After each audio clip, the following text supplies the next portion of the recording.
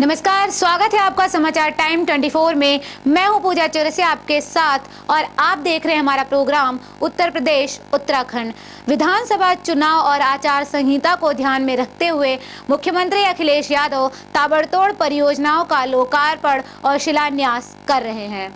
मंगलवार को मुख्यमंत्री 6 घंटे में 60,000 करोड़ की परियोजनाओं का लोकार्पण और शिलान्यास करेंगे।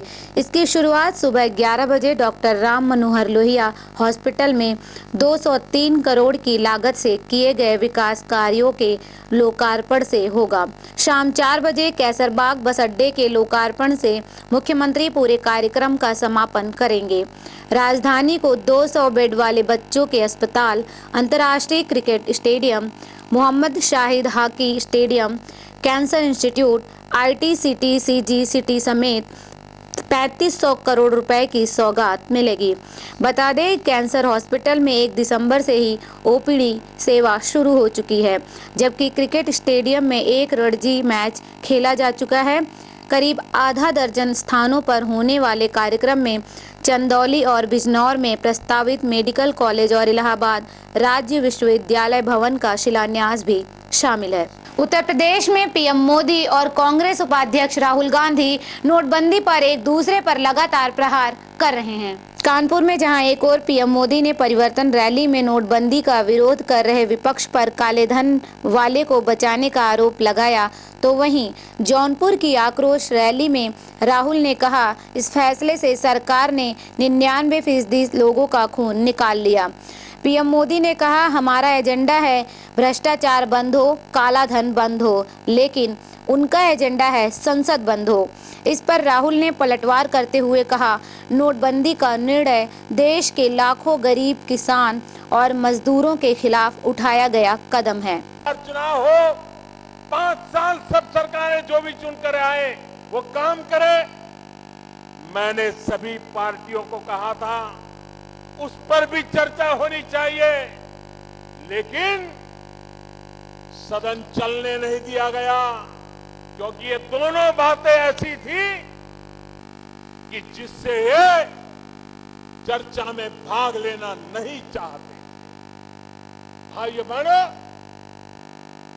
मैं इलेक्शन कमीशन से फिर से आग्रह करता हूं कि इस बात को आगे बढ़ाएं, देश के राजनीतिक दलों पर दबाव पैदा करें, सबसे मिलकर के चर्चा करके करें और हमारी सरकार जो फैसला होगा, जो जनता के हित में होगा, ईमानदारी के पक्ष में होगा, उसको तुरंत लागू करने के लिए प्रतिबद्ध है, ये मैं विश्वास दिलाना चाहता हूं। महीने में 6 लाख करोड़ रुपया हिंदुस्तान के बैंकों में डिपॉजिट हुआ।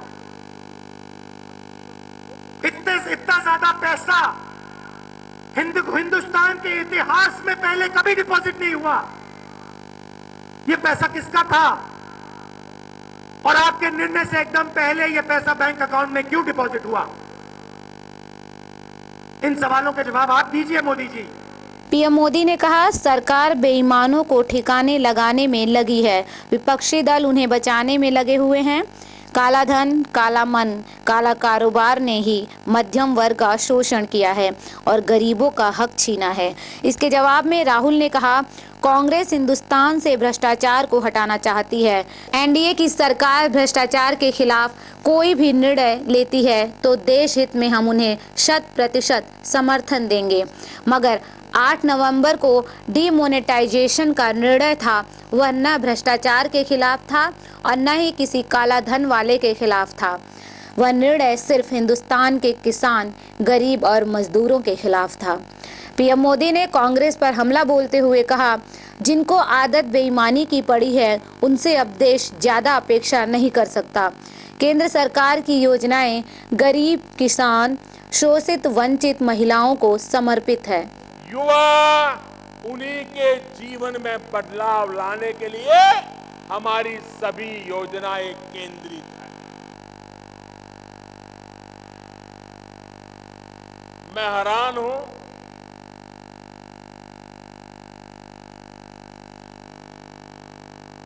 एक तरफ हम देश को भ्रष्टाचार से मुक्त कराने की लड़ाई लड़ रहे हैं, काले धन से देश को मुक्त कराने की लड़ाई लड़ रहे हैं। हमारा एजेंडा है भ्रष्टाचार बंद हो, हमारा एजेंडा है काला धन बंद हो, लेकिन उनका एजेंडा है संसद बंद हो, संसद बंद हो, संसद बंद हो। पूरा महीना संसद चलने नहीं दी। ये संसद क्यों चलने नहीं दी भाई? पार्लियामेंट में चर्चा क्यों नहीं की? राष्ट्रपति के कहने के बाद भी हो हल्ला करते रहे, नारे बुलाते रहे। ये इसलिए करते थे कि जिन मुद्दों पर सरकार चर्चा चाहती थी, इससे वो भाग रहे थे, डर रहे थे।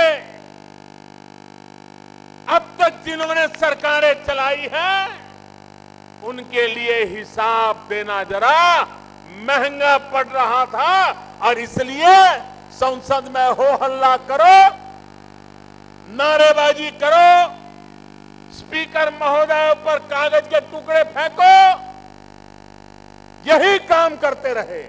अरे म्युनिसिपैलिटी में चुने हुए लोग भी ऐसा व्यवहार करने से पहले 50 बार सोचते हैं।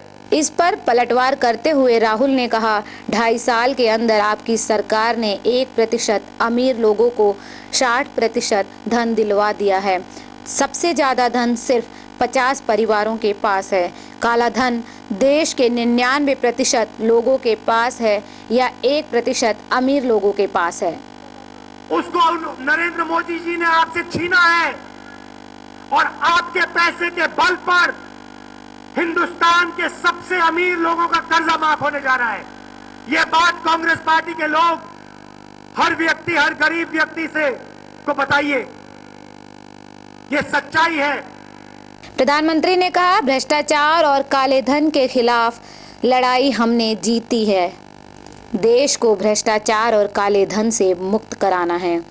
देश के उज्जवल भविष्य के लिए सब नागरिक सैनिक बनकर काम करें। मैं जानता हूं कि लोगों को तकलीफ हुई है, लेकिन सब ठीक होता जाएगा। राहुल गांधी ने कहा कि मोदी जी पर ये बात फिट बैठती है, गरीबों से खींचो और अमीरों को सींचो। ये है नोटबंदी। मोदी सरकार गरीबों का जमा पैसों से 8 लाख करोड़ रुपए का कर्जा अमीरों का माफ करेगी।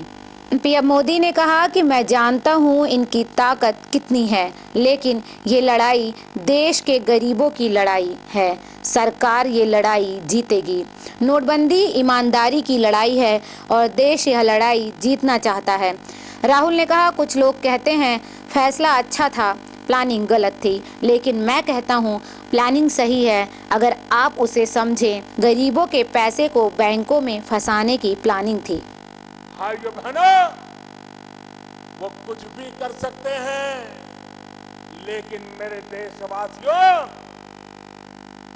ये लड़ाई देश के ईमानदारों की लड़ाई है, देश के गरीबों की लड़ाई है, और ये सरकार ये लड़ाई जीत करके रहने वाली है, क्योंकि देश ईमानदारी की लड़ाई जीतना चाहता है।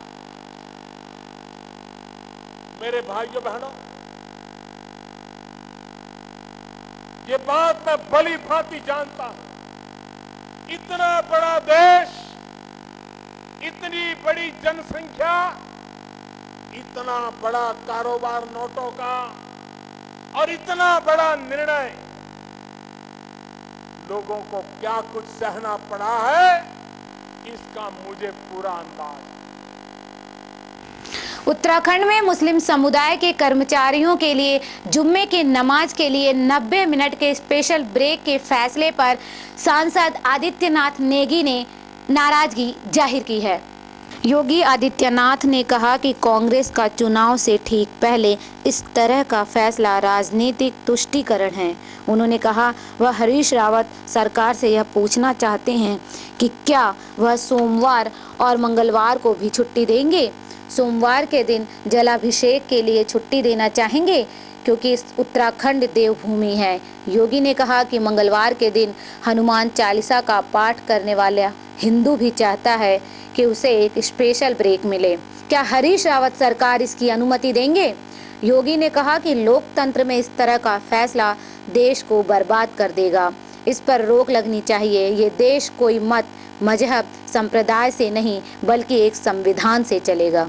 वक्त हो चुका है छोटे से ब्रेक का। ब्रेक के बाद खबरों का सिलसिला जारी रहेगा।